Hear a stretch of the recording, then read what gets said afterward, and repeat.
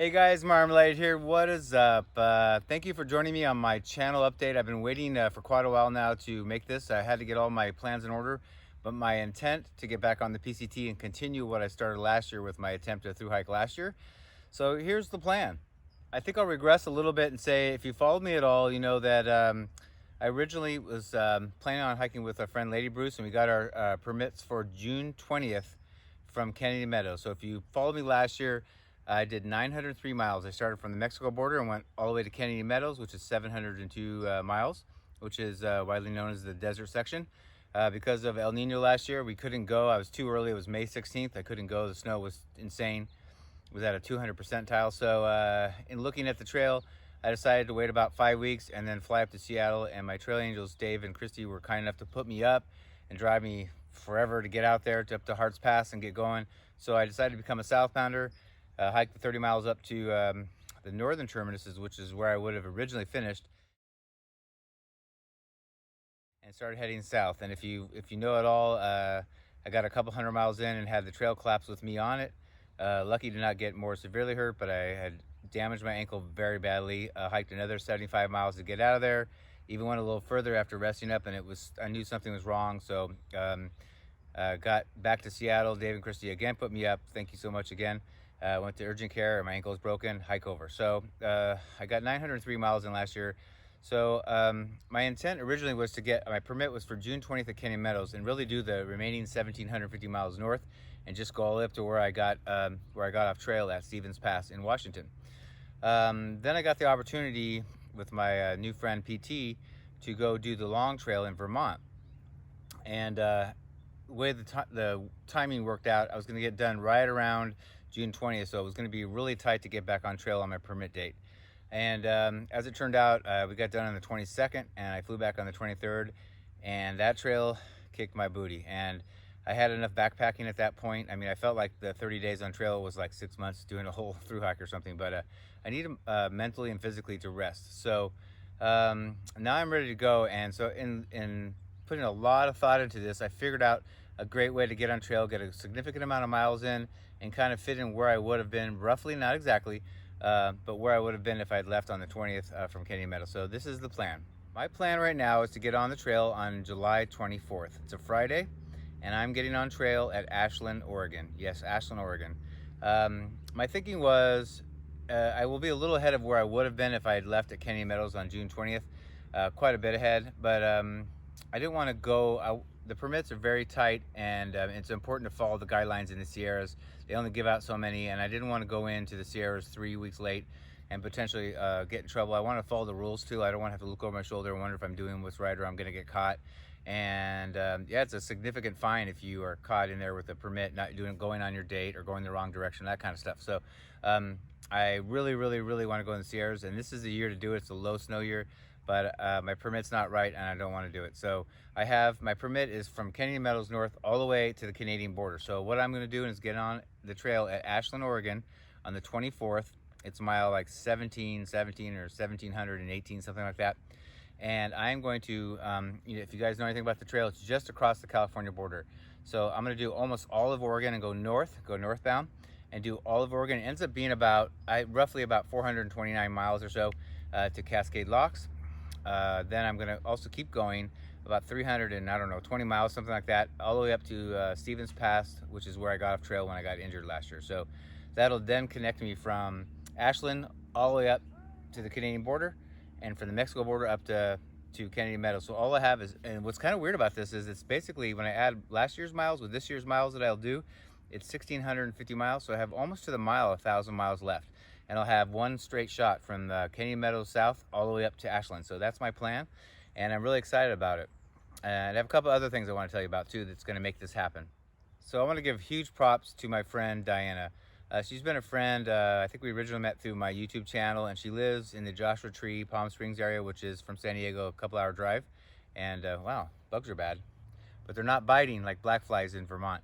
But anyway, she's just a really kind, just gentle soul, and she really helped me. Like, you guys know I went through some arthritis stuff that I still deal with, and I take CBD to kind of keep it at bay, but she's helped me with the dietary part of reducing inflammation. So she's really helped me help with getting pain reduction down, and I can't thank her enough for that. And she's recently got a totally dialed in, sweet transit van, and she gave me the model. And for the life of me, I can't remember it right now, so I'm not going to go into that.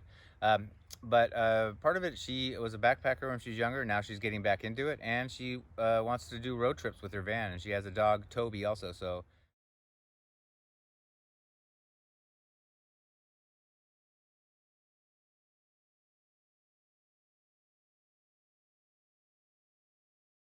she made this huge kind offer to basically go on a road trip, but also get me on trail. So what we're gonna do is, on I want to say July 21st, we're gonna get in the van and go on a road trip, and purposely not do a lot of miles and just head up north through the state of California, and take about 3 days to get there, and do some sightseeing and just take it easy. So what's nice is I'll have about 3 days of just chill, see the sights. I'll make a video on how I got there, like I kind of always do, and kind of and introduce you to Diana and Toby the dog, and also show you the van and just show you our trip to get up there. It's kind of going to be cool, so I'm looking forward to it. We both are. And so I can't thank her enough. I mean, I was going to take a series of buses or trains. It was going to take me like a day and a half to get up there, and it was going to be a pain. So thank you, Diana, so much. So that's huge, huge, huge, huge.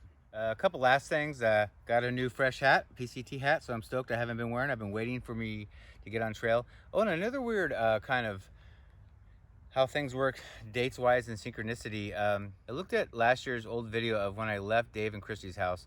I went to urgent care, found out my ankle's broken, and made a decision to get a flight, and I left the next day on July 24th.